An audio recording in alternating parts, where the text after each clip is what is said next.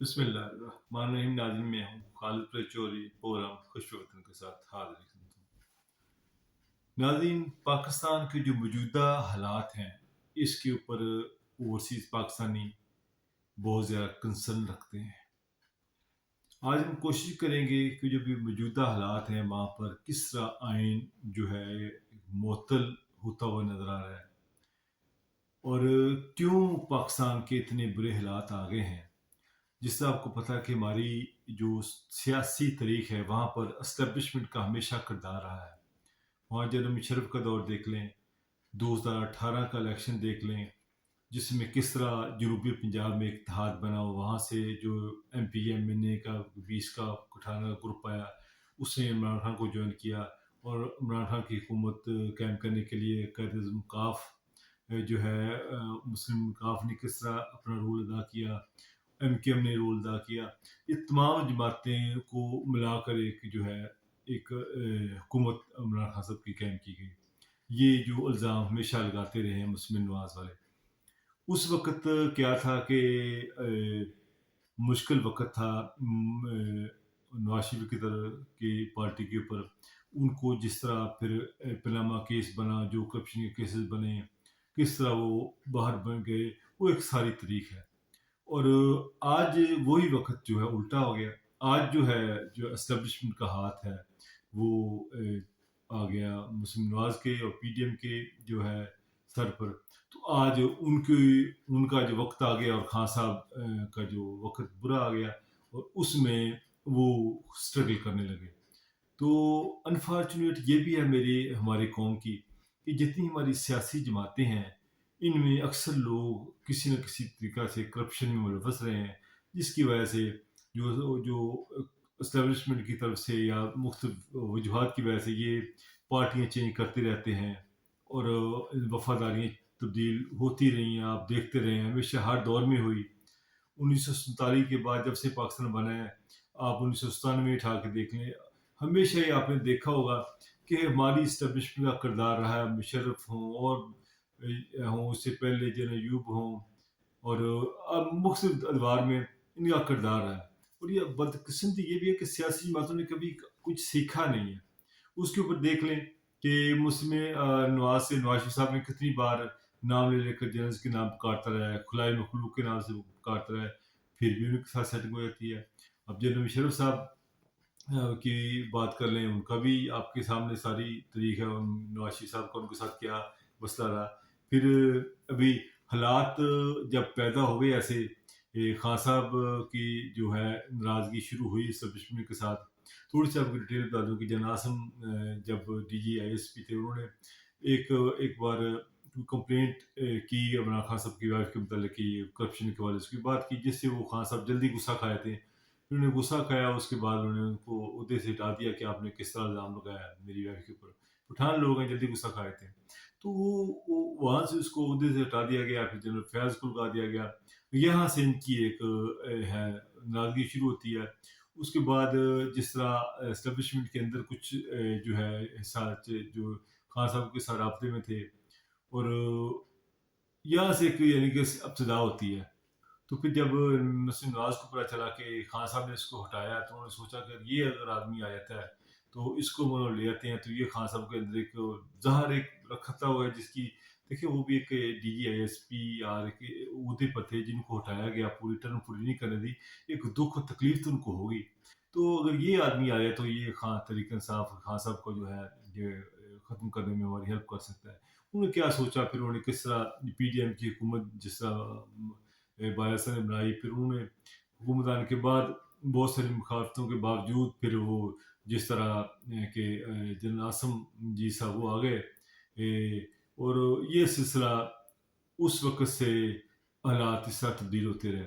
جب سے حکومت گئی ہے، 1 سال کے عرصے میں آپ نے دیکھا کہ کس طرح مشکل وقت جو ہے ان کے اوپر آیا، اور یہاں پر کہ آئین کو یہ پتہ نہیں کیا ہوا کہ جب سے بھی اسٹیبلشمنٹ کا ہاتھ رہا ہے، سپریم کورٹ کے اوپر ہوا تو پھر سزائیں بھی ملی ہیں لوگوں کو، وزیر اعظم گھر بھی گئے ہیں۔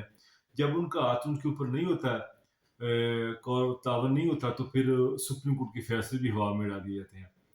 आज मैं आपको एक पहले मैं दिखाता हूँ एक वीडियो देखें तो फिर हम इसके ऊपर हम बात करते हैं कि आयन को मुअत्तल किस तरह कर दिया गया, आयन की तरह बेबस हो गए। इधर वीडियो देखें। और उमर अता बंदयाल, आखिरी बात, उमर अता बंदयाल शराफत से इस्तीफा दे दो और घर जाओ।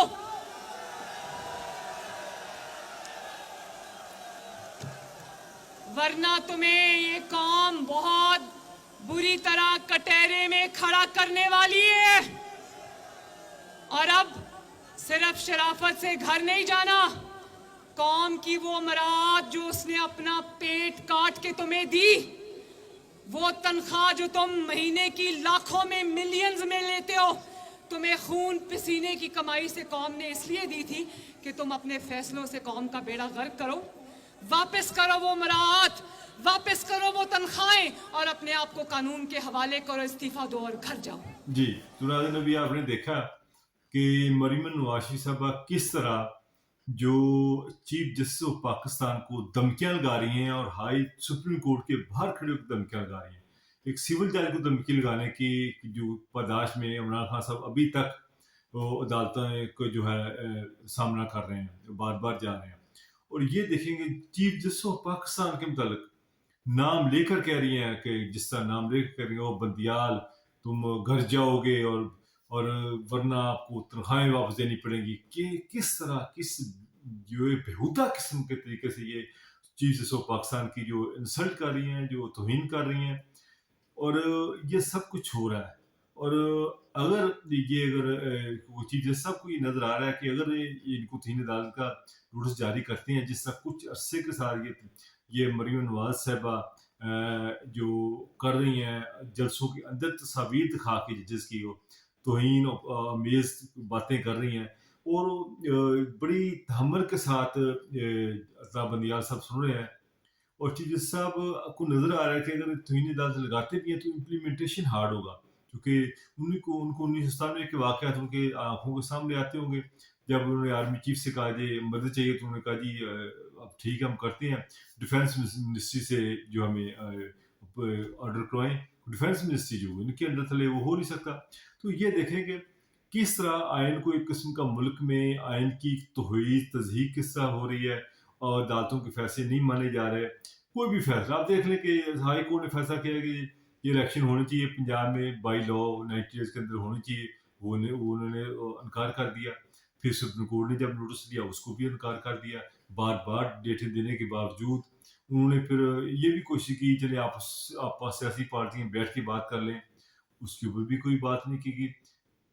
बज़ाहिर नजर आता है कोई बात भी नहीं जो है मानी गई, और मुल्क के अंदर जो हालात माशी तौर पर मुल्क तबाह हो रहा है, सब कुछ हो रहा है, मगर पीडीएम की जो सरकार जमात है और जो उनका सिस्टम है, उनको मिल के जो हो रहा है मुल्क के साथ, अफसोसनाक है। और ये आपने देख ली कि वीडियो किस तरह कर रही हैं, और ये पूरे सिस्टम को जो एक साल बेटा दिया हुआ है। और इलेक्शन इसलिए नहीं को आ रहे हैं, इनको खौफ है कि इमरान खान साहब जी ना जाए और इमरान खान साहब वापस ना आ जाए। ये इलेक्शन की वजह से सारे जो हालात इतने ख़राब हुए हैं, इलेक्शन ना करने की वजह से। कभी पैसे नहीं हैं, कभी फोर्स नहीं है। तो अब देखें कि जब वक्त उनको ज़रूरत पड़ी, पहले का फोर्स नहीं है, फोर्स पूरे पंजाब में भी जो है हर जगह फोर्स नज़र आ रही है, फोर्स है। तो अब हालात ऐसे ही चलते रहे, वो चलते रहेंगे, इसका क्या हो सकता है। अच्छा, अब मैं एक आपको बयान सुनवाता हूँ इमरान खान साहब का, फिर हम इसके ऊपर बात करते हैं। सुनिए। जना उसी नहीं जो बाकी भी बिल्डिंग जली है, ये हमारी पार्टी नहीं कर रही, हमने कभी इस तरह की चीजें नहीं की। अगर ये कोई सबूत दे दें, हमें बताएं कि हमारी पार्टी के लोग मुलव्वस थे, हम मदद करेंगे उनको पकड़वाने में, क्योंकि वो वाकई उन्होंने जुर्म किया। लेकिन ये कर ये नहीं रहे, ये एक उनका उसकी आड़ में एक प्लान्ड साजिश के तहत तहरीक इंसाफ के ऊपर पूरा इन्होंने एक पार्टी को क्रश करने की कोशिश कर रहे हैं। कैसे कह सकते हैं 7,500 लोग, सारी लीडरशिप सब मुलव्वस थी, ये कैसे कह सकते हैं? शाह महमूद कुरैशी का तो बयान आया कि पुरअमन रहना, डॉक्टर यास्मीन वहाँ से माइक पे कह रही है कि अंदर नहीं जाना आपने, तो सारों को कैसे जेल में डाल दिए? और फिर उन्होंने मुझे 8 नाम दिए, کہ جی یہ 8 نام ہیں، یہ وانٹڈ ہیں، تو ان کو اپیل کریں کہ ہمارے حوالے کر دیں. میں نے ان سے سوال پوچھا کہ جو آپ کے حوالے لوگ ہیں، آپ کو پتہ ہے کیا برتاؤ کیا جا رہا ہے؟ میاں محمود رشید 75 سال اس کی عمر ہے.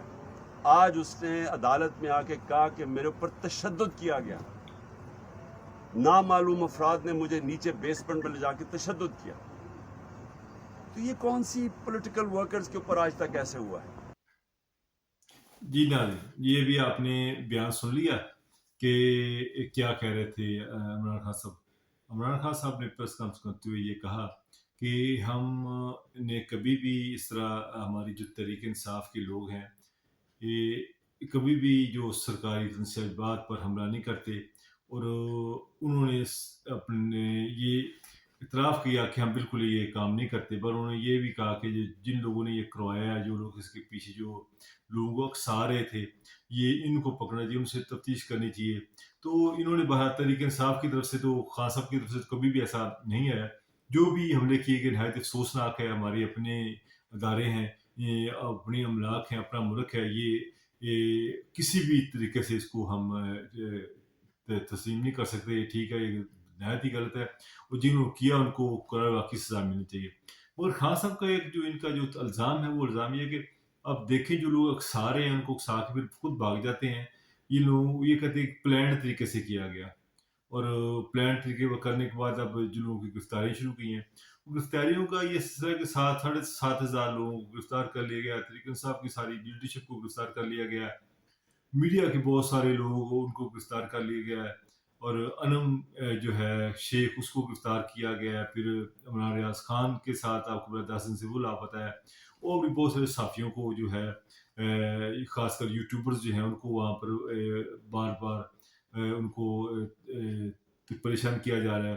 پریس کلب کے صدر جو ہیں انہوں نے بھی لاہور کے انہوں کے بیان ہے کہ بار بار ہمیں پریشان کیا جا رہا ہے. تو صحافی بات یہ کام کرتی ہے، چاہتے ہیں کہ جو بھی دکھائے ان کو کنٹرول، کیونکہ سوشل میڈیا کنٹرول نہیں ہوتا ہے. وہ تو جو سچ ہے وہ کیمرے کی نظر میں جو ہوگا وہی دکھائیں گے. تو اس خان صاحب کا یہ کہنا کہ اس آڑ میں جس کو مرضی پکڑ کے اندر ڈال لیا جاتا ہے. وہ 7,500 سے زائد لوگ پکڑ لیے گئے ہیں، اور بار بار لوگ ان کی پارٹی کے جو لوگ ہیں ان کو پریشرائز کیا جاتا ہے کہ آپ پارٹی چھوڑ دو. اور بہت سارے لوگوں کے بار بار بیان آ رہے ہیں کہ ہم نے یہ پارٹی چھوڑ دی. بہت سارے لوگوں کے بیان آ رہے ہیں چھوڑ دی. اور آپ کو پتہ ہے خان صاحب نے کہا یہ ان لوگوں کو مجھے پتہ ہے کہ کون سا پریشرائز ہے، کون کر رہا ہے، اور یہ جو بیچارے ہیں اس کو میں کیا کہوں، میں کچھ نہیں کہوں گا، مجھے پتہ یہ نہیں برداشت کر سکتے. تو بہرحال یہ تو ساری چیزیں آپ کے سامنے ہی ہیں. اور جو ملک میں بھی جو ہوتا ہوا نظر آ رہا ہے، جو وہی 2018 میں جس طرح نواز شریف صاحب کے دور میں جو ہوا تھا، علی خان صاحب کے ساتھ بھی وہی حالات ہوں گے کہ جس طرح یہ ڈائریکٹلی الزام یہ کہ یہ پلانڈ طریقے سے کیا گیا اور بندے ان کے نہیں تھے، اور اس کے نام سے مختلف لوگوں کو پکڑا جائے گا. جو جتنے کارکنان ان کو ہراساں کیا جائے گا، ان کو دھمکایا جائے گا کہ آپ کو اس کیس میں ڈال دیں گے، سزا دے دیں گے.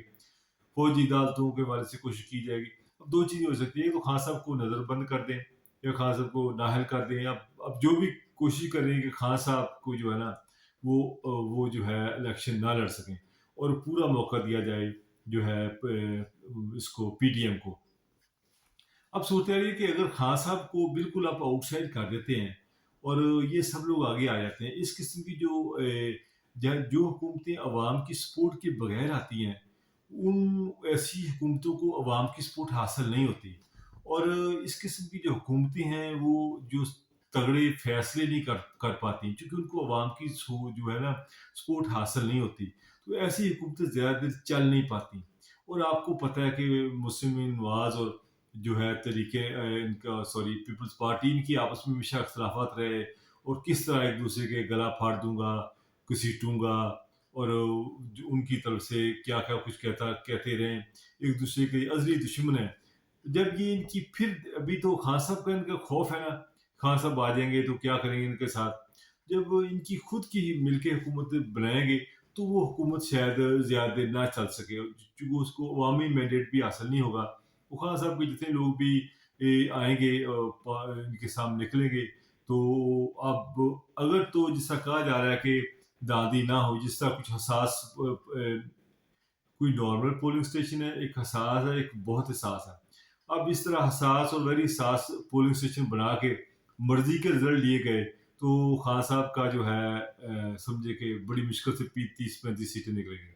अगर बिल्कुल नॉर्मल रखें हालात, नॉर्मल इलेक्शन हो और बंदे लोगों के वहाँ पर खड़े हों सारे तरीके इंसाफ की चेक करने के लिए, तो फिर तो खान साहब जो है 100 के करीब सीटें निकाल देंगे, मेरा जो है तजिया है।